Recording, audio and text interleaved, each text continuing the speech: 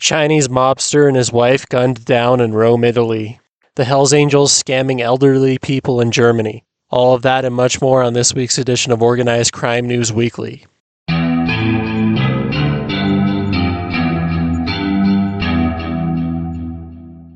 Welcome back to Organized Crime News Weekly. This is the weekly show where we discuss the goings-on in the global criminal underworld. My name is Kiva Dottie. Before I start, I just want to remind everyone to please like, share, and subscribe so we can help grow this channel. Our first story, I alluded to this in the opening. 10 men were arrested in the Sakarya district of Istanbul in Turkey, as well as the city of Izmir, as part of raids conducted by the Istanbul Chief Public Prosecutor's Office. Several of the suspects are members of the Hells Angels Motorcycle Club, with strong connections to Germany, who are facing charges of establishing and managing a criminal organization, as well as fraud. This comes amidst the Turkish government launching massive raids on criminal syndicates. Just last week as well, there were over 200 arrested in raids coordinated with other European countries. Turkey has long had a problem with organized crime, with allegations that officials all the way up to the presidency have ties to organized crime. And it seems in recent years they've been trying to clean their image. Whether or not it's genuine, I can't say. Fraud committed by these suspects, these Hells Angels members, was that they contacted individuals in Germany, particularly elderly individuals, and they impersonated prosecutors and police officers. They falsely told these victims that their names were on terrorist watch lists and that they would be imminently arrested unless they paid a large sum of money, and these funds were then transferred to bank accounts in Turkey. One of these men who was arrested in Turkey was German Hells Angel Ali Erdi A., who is wanted by Interpol for his involvement in the January 2014 murder of Tahir Ozbek in a Berlin betting shop during a robbery. He has not been back in Germany since July 2014, but he has already been sentenced to life imprisonment in Germany for the murder after he was convicted in 2019. And the Hells Angels in Germany are pretty sizable. They're one of the strongholds for the group in Europe. Recently, they've grown even stronger due to a large defection of former Bandidos chapters to the Hells Angels. And this has led to some conflict between the Hells Angels and Bandidos in Germany since the end of last year and throughout 2025 so far. This case just goes to show that organized crime is always willing to stoop to low levels, such as scamming elderly people. You don't really think of the Hells Angels or organized crime committing these sorts of crimes. You usually think of drugs or extortion, but anything illegal that makes a buck, these groups will try to get in on. The suspects involved in this case reportedly made 2.85 million euros or $3.25 million. So obviously a very lucrative scheme. I'm sure we'll be seeing lots more of these types of frauds committed by organized crime as groups around the world, not just the Hells Angels, continue to diversify their criminal portfolios. Our next story concerns a new lead that has developed in the case of the missing Belgian gangsters, the Hilder Brothers, Claude and Frederic. Both brothers disappeared without a trace back on March 8, 2016, and they are both presumed to have been murdered. 2 days later, on March 10th, a stolen van was recovered from the Charleroi Brussels Canal. Inside the van was an identity card belonging to one of the Hilder brothers, as well as human remains that had likely been dissolved in acid. And this past week, more than 9 years later, their Audi A6, along with several other vehicles, were found at the bottom of Willebroek Canal in the town of Vilvoorde in Belgium. However, no human remains were found. And now let's get a little bit of background on the Hilder brothers. They were members of the Van Cutsem gang back in the 1980s, which specialized in burglaries of luxury stores. The gang disbanded after its leader, David Van Cutsem, was shot dead by police in 1986. The Hilder brothers then struck out on their own and are alleged to have orchestrated a prison escape of one of their accomplices in 1993. At one point, the Hilder brothers were convicted for robbery and sentenced to prison terms, but they managed to escape. So obviously it seems they were pretty adept at escaping from prison. The brothers are suspected of having murdered at least 3 individuals who have never been found, as it is believed that they dissolved their victims in acid. And one theory for their demise is that back in 2014, the brothers were hired to break French drug lord Mohammed Ben Abdelhak out of St. Giles prison. Along with 2 other men, they broke down a gate of the prison, shot at a security door, and took a nurse hostage. However, the plot failed, and the attackers were forced to flee without Ben Abdelhak. The brothers had been paid a large sum of money in advance of the failed plot, but Ben Abdelhak demanded the money back after the plot failed, and this is thought to be the most likely reason for their murder, as they would have allegedly refused to pay the money back. And it is being hypothesized that their bodies were dissolved in sulfuric acid.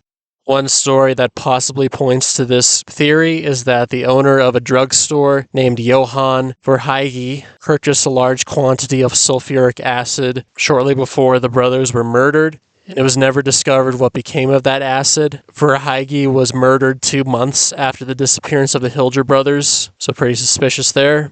In August 2016, 5 months after their disappearance, individuals entered the INCC, or the National Institute of Criminology and Forensics in Belgium, where evidence stored there was set on fire, much of it being destroyed. An individual posing as a police officer called the institute days before the fire and asked a staff member if DNA of the brothers had already been found on a blanket in the van in which the 2 brothers had allegedly been killed. So pretty suspicious there. But if the brothers were dissolved in sulfuric acid, it's pretty obvious that their remains will probably never be discovered. I can honestly say I'd never heard of the Hilder brothers before this story came up this past week, but it's pretty fascinating, especially considering the fact that they just almost disappeared without a trace. Kind of reminds me of the Jimmy Hoffa disappearance in a way. It's a pretty interesting story. We'll see if there's any further developments, but I wouldn't be surprised if this is the only lead in this murder investigation. In this murder investigation, no individuals have been specifically linked to their murder except for the French drug lord Mohammed Ben Abdelhak, but I doubt there'd be anywhere near enough evidence to even try him for this crime. It's just a theory that he's possibly involved. A very interesting story, and we shall see if there is any update on this case in the future. Our next story, on the night of April 17th in the city of El Carmen in the Ecuadorian province of Manabí, men dressed in Ecuadorian army uniforms entered the La Fortaleza cockfighting arena where people were placing bets on fights between roosters. They came in carrying long-range firearms and proceeded to open fire on the attendees in the stands. When it was all over, 12 people were dead and 8 were wounded, including women and minors. The attack was reportedly against members of Los Choneros who were attending the event, but many of the deceased and injured had no criminal record.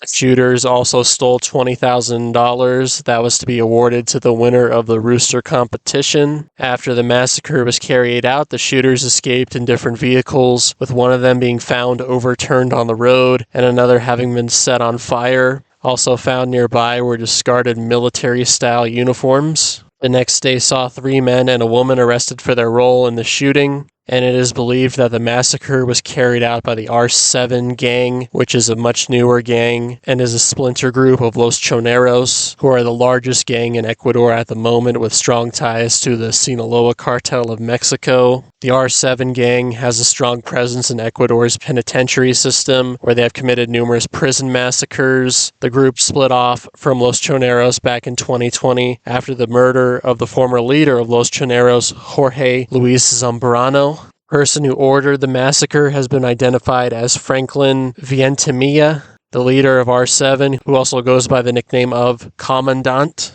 Despite R7 now being thought to have carried out this massacre, it was initially believed that it was carried out by Los Lobos, which is the main rival of Los Choneros, as they fight for control over criminal activities throughout Ecuador. Most notably, the export of cocaine from ports such as the port of Guayaquil.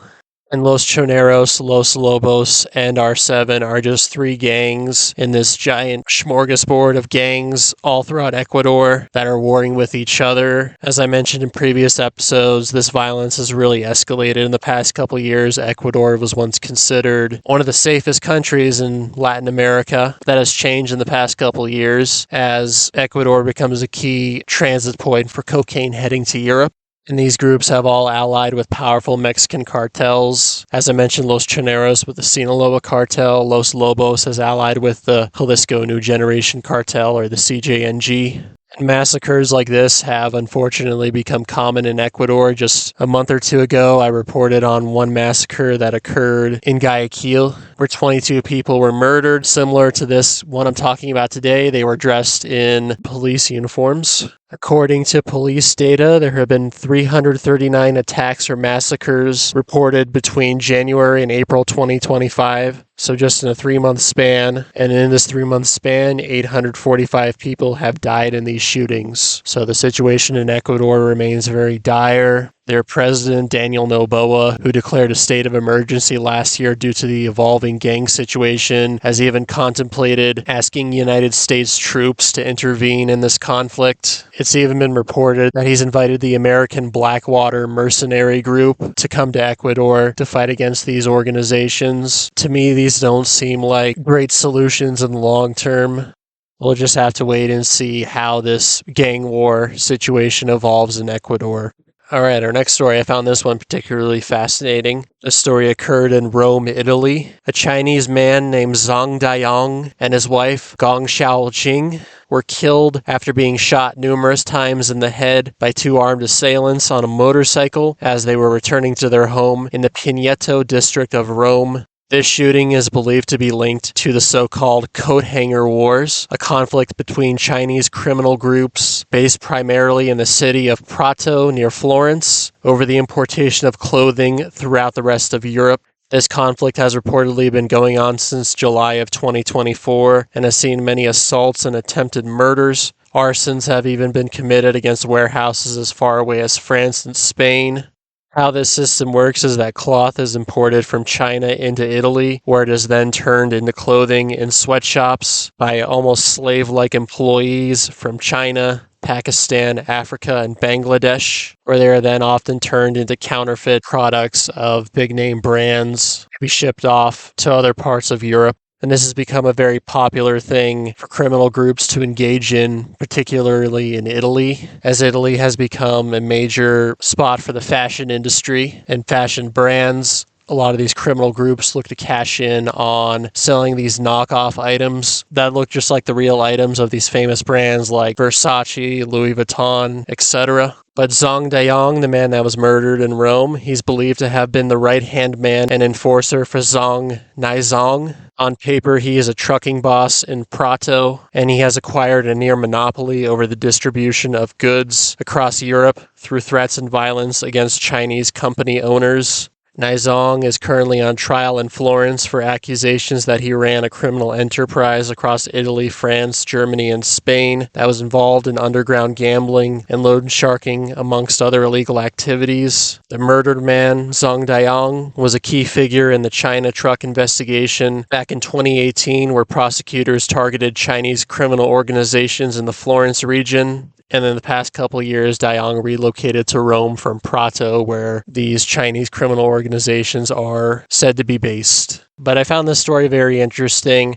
Obviously, everyone knows about the homegrown Italian criminal organizations like Cosa Nostra, Camorra, the 'Ndrangheta. You don't hear very much about the foreign criminal organizations in Italy, like the Nigerians, the Albanians, the Chinese. The Chinese have also become very prominent in Italy by helping these other criminal organizations launder their money through their underground banking system that has become the primary way for criminal organizations across the globe in recent years to launder their funds, and has made the Chinese organized crime syndicates particularly powerful. Also, I find this story very interesting because obviously you hear about the other activities criminal groups engage in, the typical ones like drug trafficking, extortion, arms trafficking, but you never hear about their infiltration of the clothing industry, particularly in Italy. But this is a very lucrative enterprise for them, and the Chinese have managed to establish themselves in this racket. And obviously this racket generates enough profits that these Chinese groups have started competing against each other and killing off each other for the rights to control it. But Chinese organized crime in Italy is a very new phenomenon, and one that is definitely one to watch out for. Okay, in our next story, we're going back to the Scottish gang war that I've talked about a couple times already. Just want to provide more updates as this war is ever evolving and much more stuff has happened in the past 2 weeks. On April 12th, men kicked in the door of a home in Glasgow where they believed a senior member of the Daniel family was staying. However, the man they were looking for was not there. Instead, the intruders found a 72-year-old woman and a 12-year-old boy, who they proceeded to brutally assault and supposedly stab multiple times. They were both rushed to a local hospital with serious injuries, but both have managed to pull through. On April 14th, just a mile away from this incident, a house belonging to Stephen Bonzo Daniel, who is said to be the leader of the Daniel family, after his uncle Jamie Daniel passed away in 2016 due to health issues. Bonzo's house was set on fire when the front door was doused with petrol and set aflame. Minutes later, the same thing was done to the house of Norman Daniel, Bonzo's uncle and Jamie Daniel's brother. On April 18th, Bonzo's mother, Annette, had her house targeted when a bulletproof window was smashed up with an unknown object, which some are saying was a gun. It's now being reported that Bonzo has since fled to Dubai in the wake of these attacks.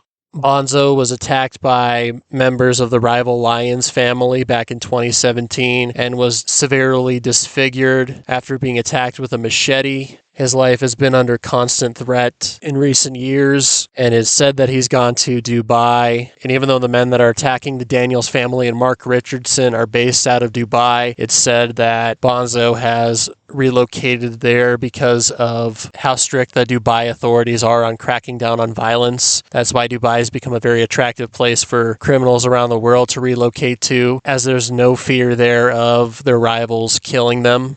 On April 17th, Mark Richardson's friend and Daniel family ally, David McMillan, also had his front door set on fire early in the morning while his 2 young children were asleep inside. And then sometime last week, Darren Cornelius, who is said to be Richardson's jailhouse enforcer, was assaulted behind bars and hospitalized. And a little bit of a side note on him, Cornelius had once been dubbed Scotland's most dangerous teen after he stabbed a girl when he was 11 and for randomly knifing a man when he was 18.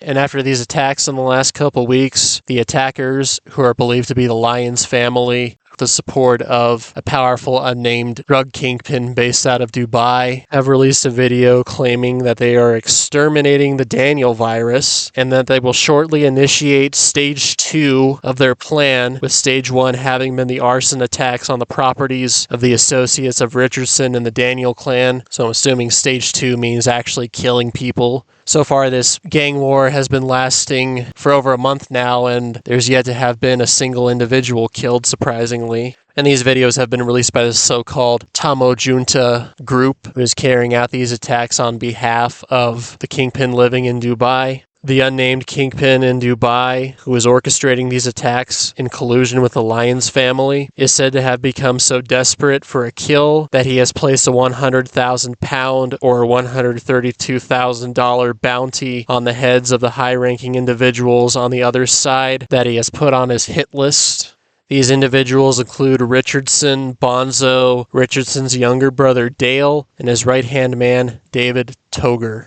This war continues to escalate. Seems that it's getting more serious and that it's only a matter of time before there's a casualty. Mark Richardson is said to have also placed bounties on a couple members on the opposing side, even though he's currently serving a long prison sentence. As I've said before, it doesn't seem like Mark Richardson and the Daniel family have much of a chance against this coalition that includes the Lyons family, the unnamed Dubai-based kingpin, and the group known as Tamo Junta, especially considering the fact that they have the Kinahan cartel backing them up. This coalition seems too strong for the weakened Daniels family and the imprisoned Mark Richardson. I will definitely still be following this story, and I'll come back to this story when there's more developments, as I'm sure there will be. Alright, that's going to do it for this week's edition of Organized Crime News Weekly. Thank you so much for tuning in. I'll be back next week to report on more stories concerning the global criminal underworld. Thank you so much for tuning in.